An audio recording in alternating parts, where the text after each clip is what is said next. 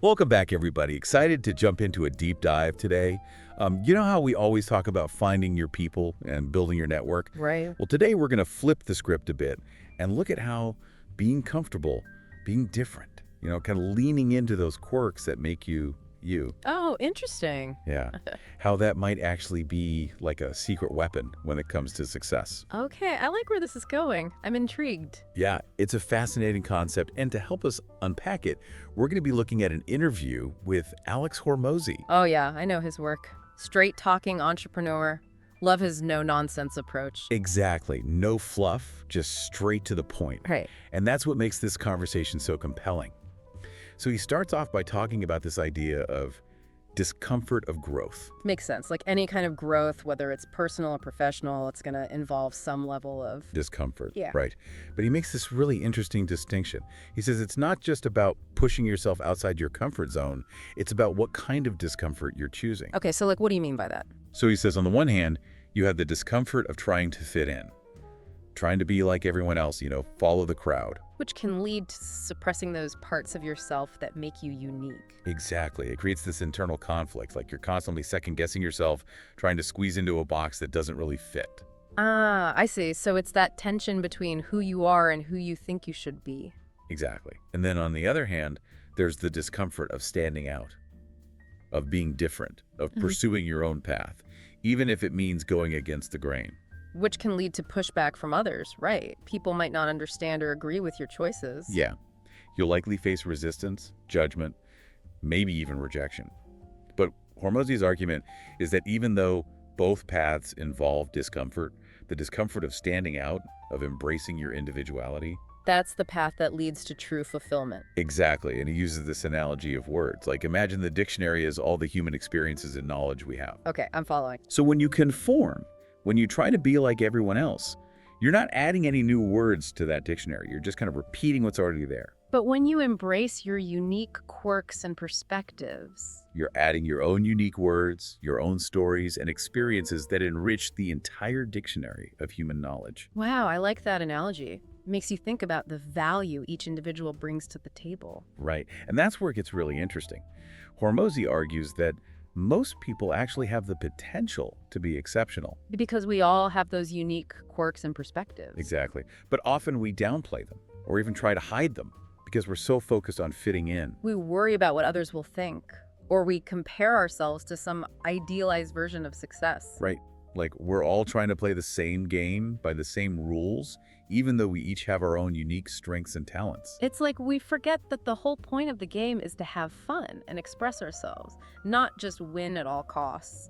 Exactly. And he brings up older people as an example, how they often reach a point where they just kind of let go of those societal pressures. Oh yeah, like they've given themselves permission to be fully themselves. And he challenges us to think about areas in our own lives where we might be conforming to norms that don't actually resonate with us. That's a good question to ask. Like, where am I holding myself back because I'm afraid of what others might think? Right. And this is where things can get a little tricky. When we start to evolve and break away from those expectations, we're likely to encounter some resistance. Especially from the people closest to us. Our family, friends, even colleagues. Because change can be unsettling for those around us, especially if it challenges their own beliefs or choices. They might not understand why you're doing things differently, or they might feel threatened by your growth. Yeah, and Hormozi's really candid about his own experience with this.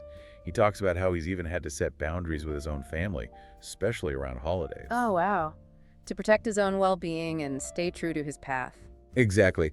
There's this one story he tells about how he basically torpedoed a family holiday. Whoa, okay, what happened?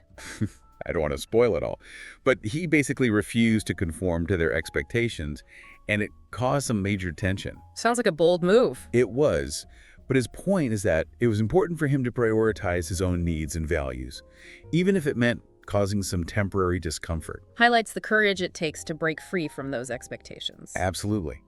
And this all ties into the importance of independent thinking, which Hormozi says is crucial for success, especially in areas like business and investing. Because if you're always following the crowd, you're likely to miss out on opportunities. Or even make costly mistakes, yeah. It's like relying on someone else's GPS to navigate your life. You might end up somewhere, but it might not be the destination you truly desire. And he uses the example of the crypto market to illustrate this. Oh yeah, the hype cycle. Exactly. When everyone's jumping on the bandwagon, it's often a sign that the market's overheated and it's time to be cautious. So how do we cultivate this independent thinking? This ability to form our own conclusions and trust our own judgment, even when it goes against the grain? Well, that's the million-dollar question, isn't it? Well, Hormozi has a suggestion, and it's a little unconventional. Oh, I'm all ears. Let's hear it. He's a big advocate for something called the 100 Days of Rejection Challenge. Rejection intentionally. Yep. The idea is to put yourself in situations where you're likely to be rejected on purpose as a way to overcome that fear of social disapproval. Interesting. I can see how that would desensitize you to the fear over time, like exposure therapy. Exactly. He says it helps you realize that rejection isn't the end of the world, and it often opens up unexpected opportunities. He even shares this funny story Oh, I love his anecdotes. about asking for a free coffee at Starbucks just to see what would happen. Oh, that's great. Right. It's like he's poking fun at the absurdity of our fears and showing us that the consequences of rejection are rarely as dire as we imagine them to be.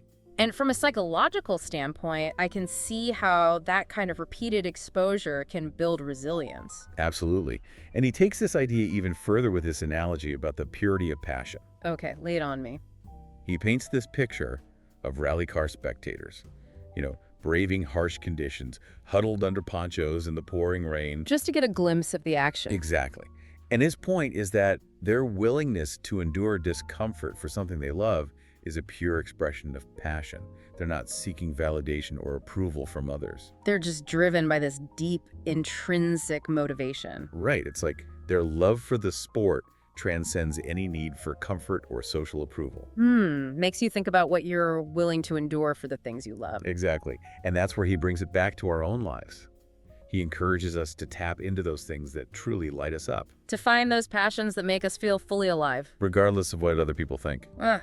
So yeah, lots to unpack there. It's interesting, though, when we talk about embracing individuality, it doesn't mean you have to become some kind of lone wolf, right? Right. It's not about isolating yourself or rejecting all social connection.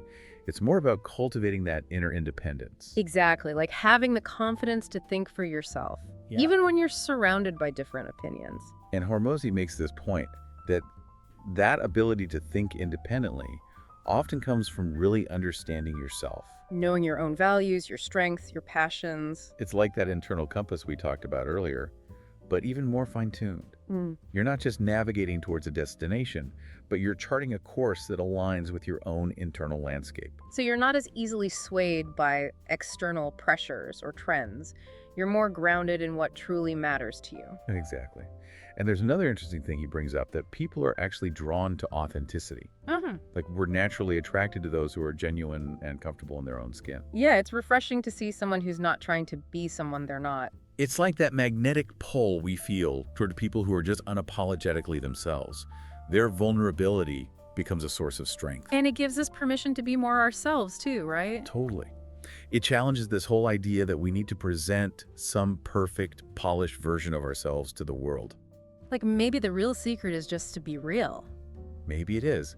Because when we're not constantly trying to fit in, we free up so much energy and focus to pursue the things that truly matter. Which brings us to another important point. Hormozi makes the importance of action. Right. It's one thing to dream big and visualize your goals, But it's another thing entirely to actually take action. to put yourself out there and make it happen. Do the work. There's that quote, something like, "The cave you fear to enter holds the treasure you seek." Oh, I love that. It's about being willing to step outside of your comfort zone, embrace the uncertainty, and get uncomfortable. Because that's where the growth happens.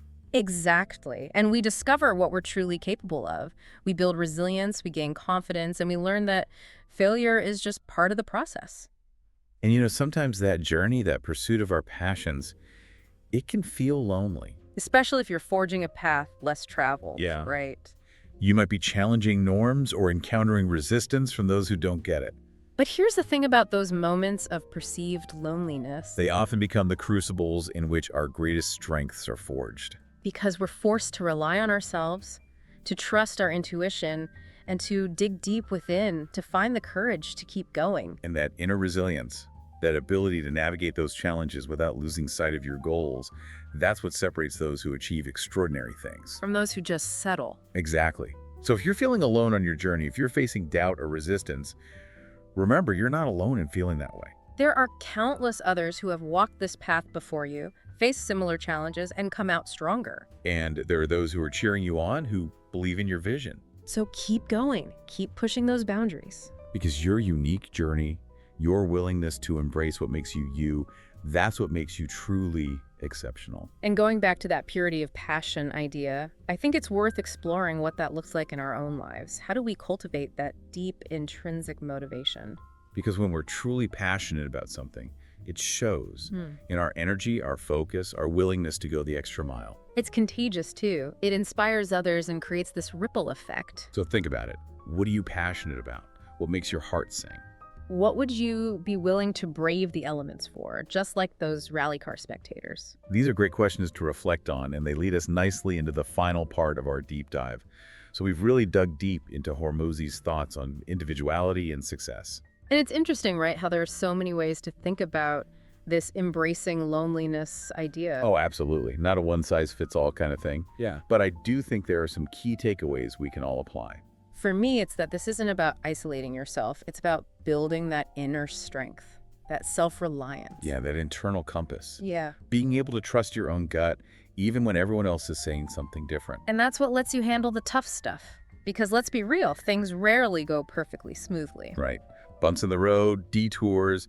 It's about how you handle those moments. Exactly. Resilience, the grit to keep going when things get tough. And sometimes that means being okay with being different, challenging the norm. Because think about it, real change, real innovation, it often comes from people who see things differently. And that can be a lonely place sometimes, but it's also where the magic happens. So if you've got that fire in you, that vision, don't let the fear of being alone stop you.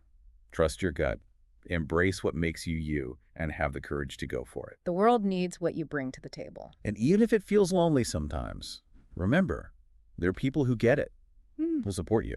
And those breakthroughs, those amazing moments, they sometimes come from those periods of solo exploration. So as we wrap up, I want to leave you with something to think about. Okay, shoot. What would you do if you weren't afraid of being different? What dreams would you chase? Let that question sit with you for a while. See where it takes you. Maybe it'll spark something new or give you the push you need to take that next step. Towards a more authentic and fulfilling life. Thanks for joining us for this deep dive. It's been a great conversation. We'll catch you next time.